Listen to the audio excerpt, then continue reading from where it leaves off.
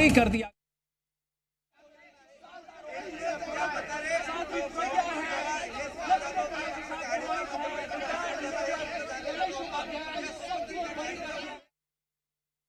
Colonel पुरोहित जुड़े हुए थे और इसमें जो और आरोपी थे 7 आरोपी सभी को बरी कर दिया गया। इस वक्त की बड़ी खबर आ रही है, मालेगांव ब्लास्ट केस में सभी आरोपियों को बरी कर दिया गया है। अंकुर,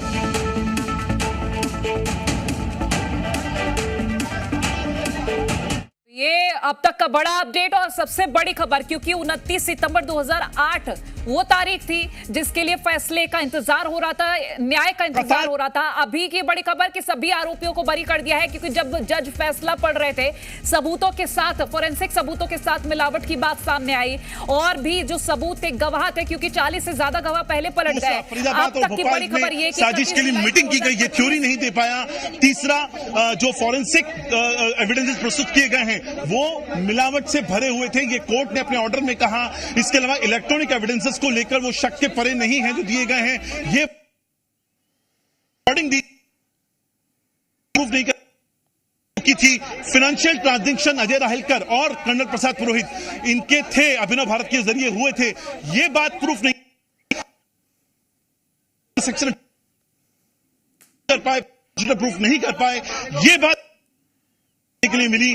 और कोर्ट साफ तौर पे कह रहा है कि मैं बेनिफिट ऑफ डाउट दे रहा हूं। सभी आरोपियों को बेनिफिट ऑफ डाउट दिया गया है, सभी को मोरल ग्राउंड में कन्विक्ट नहीं किया जा सकता, लेकिन बेनिफिट ऑफ डाउट, क्योंकि कई महत्वपूर्ण चीजें ऐसी हैं जिनको लेकर सबूत साबित नहीं किए जा सके हैं। ये इस मामले को लेकर सबसे बड़ी खबर यहां पर निकल कर आ रही है।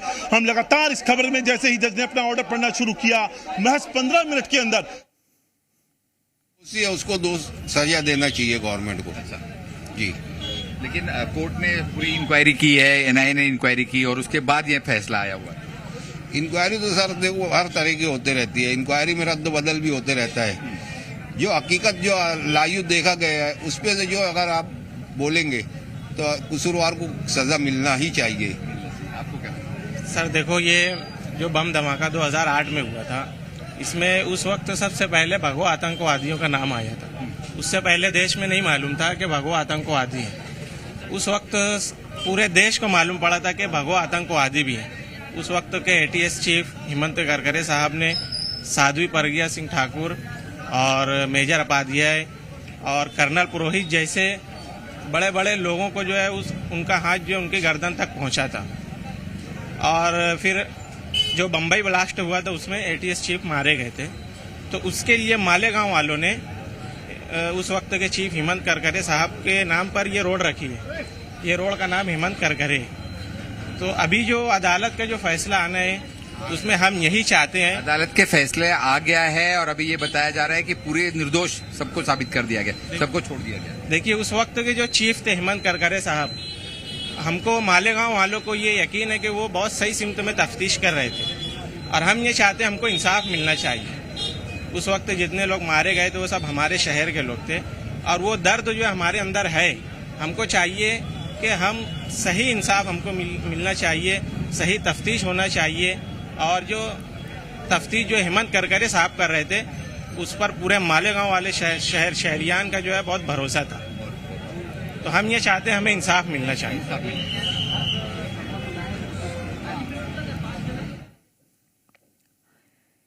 तो इंसाफ की गुहार मालेगांव के ये लोग हैं और ये 2008 की तस्वीरें हैं जब ब्लास्ट हुआ था।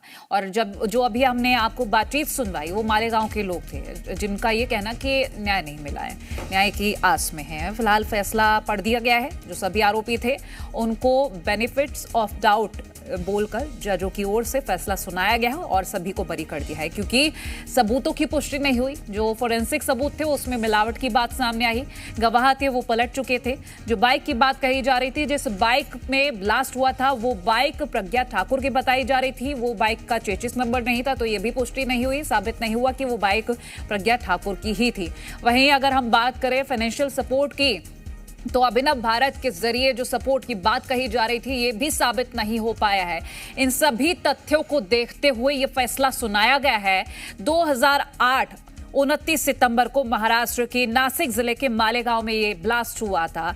रात करीब 9:30 का वक्त था और इसमें 7 आरोपी बनाए गए थे, जिसमें प्रज्ञा सिंह ठाकुर थी और बाइक जिसकी कही जा रही है, ये बाइक प्रज्ञा सिंह ठाकुर की ही बताई जा रही थी। लेकिन आज जब फैसला पढ़ा गया तो साफ तौर पर यह कहा गया है उसका चेसिस नंबर नहीं था। इससे साबित नहीं होता कि वो बाइक प्रज्ञा ठाकुर की थी। वही ये कहा जा रहा था कि भोपाल में बैठक हुई थी इन लोगों की या फरीदाबाद में हुई थी, ये भी पुष्टि नहीं हुई है। अभिनव भारत से जुड़े हुए थे, इन्होंने फंडिंग कर दी, वकील आ गए हैं यहाँ पर, मैं आपकी सीधे वहां पे ले चलता हूँ।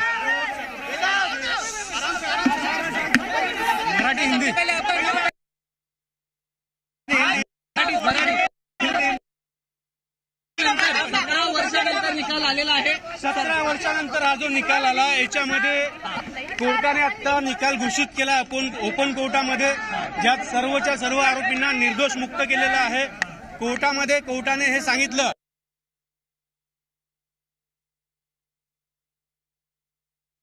ते प्रूव्ह करू शकले। या 2 घटना झाल्या होत्या त्यावेळी जानकारी हम आपको सुनवाएंगे कि वकील क्या कह रहे हैं, लेकिन अभी की अपडेट यही है कि यूएपीए के 2 सेक्शन वैलिड नहीं है, जज की ओर से ये कहा गया। वहीं एक बड़ी बात ये है कि फाइनेंशियल सपोर्ट की फंडिंग की बात भी कही गई थी, वो भी पुष्टि नहीं हुई। आरडीएक्स मिला, ये भी पुष्टि नहीं हुई, साबित नहीं हुआ। फोरेंसिक सबूतों में भी मिलावट मिली, बाइक प्रज्ञा ठाकुर की थी, ये भी साबित नहीं हुआ है। अब जो फैसला इसके बाद सामने आया है, भोपाल में जो साजिश, उसका कोई विटनेस नहीं रहा, फरीदाबाद में साजिश ये भी साबित नहीं हुई। तो ये जो बातें कही गई, जानकारी दी गई कोर्ट को, उसके कोई सबूत नहीं मिले हैं और सभी आरोपी फैसले के बाद बरी कर दिए गए हैं। ये बड़ी खबर, प्रज्ञा ठाकुर बरी कर दी गई है, 7 आरोपी बनाए गए थे।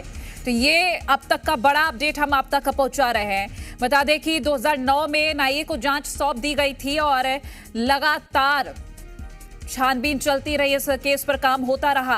वहीं आपको बताएं 2009 में जब जांच सौंपी गई एनआईए को, 2017 में सुप्रीम कोर्ट से साध्वी प्रज्ञा और कर्नल पुरोहित को जमानत मिल गई थी। एनआईए ने इस मामले में अंतिम दलील दी थी, कहा था कि षड्यंत्रकारियों ने मालेगांव विस्फोट की साजिश मुस्लिम समुदाय के कुछ लोगों में डर फैलाने के लिए की थी, आवश्यक सेवाओं को बाधित करने, सांप्रदायिक तणाव फैलाने और राज्य की आंतरिक सुरक्षा को खतरे में डाल होता।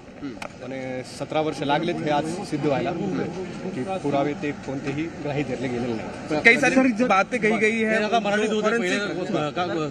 नेमकं कोर्टाने सुरुवात केली होती, टीएस दाखल केलेला होता, या पूर्ण पुराव्याला नाकारलेला आहे कोर्टाने। बैठका झाल्या, आरडीएक्स आणलं, त्यांचा कोणताही संबंध क्लिअरली ते साबित करू शकले नाही। माझं नाव रंजित आहे। जो पुरावे जो सबूत थे वो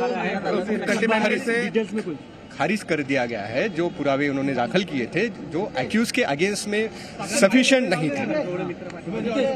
जो आरडीएक्स की थी और साजिश, जी आरडीएक्स नहीं मिला है, ऐसा डिक्लेयर किया गया। भोपाल और फरीदाबाद में नहीं हुई थी, ये बात भी कही गई है। सभी की जो सेक्शन थी, उसके सैंक्शंस को भी हटा दिया गया है। कौन से ही सेक्शन अनएप्लीकेबल, डिटेल जजमेंट आएगा। डिटेल जजमेंट कब तक एक्सपेक्ट कर सकते हैं? 12 घंटे लगेंगे, एसएफ साहब ने कहा है कि अपलोड होने को टाइम लगेगा। डिटेल जजमेंट 12 घंटे के बाद 1000 पेज के ऊपर कुछ है, तो थोड़ा सा समय लगेगा। बार हिंदू दहशत का ये सिर्फ पॉलिटिकल नरेशन था और कुछ भी नहीं था। और जो आपका जो आतंकवाद का विषय था, ऐसा कोई विषय है नहीं। और कोर्ट ने आज साबित कर दिया है कि 17 साल के बाद कि ये कोई घटना इन लोगों से की गई नहीं है। हो, उशीर लागला, पण कसं होतं की व्हॉल्युमनस विटनेस होते, 325च्या जवळजवळ विटनेस होते, ते सगळं घेण्यासाठी वेळ लागला।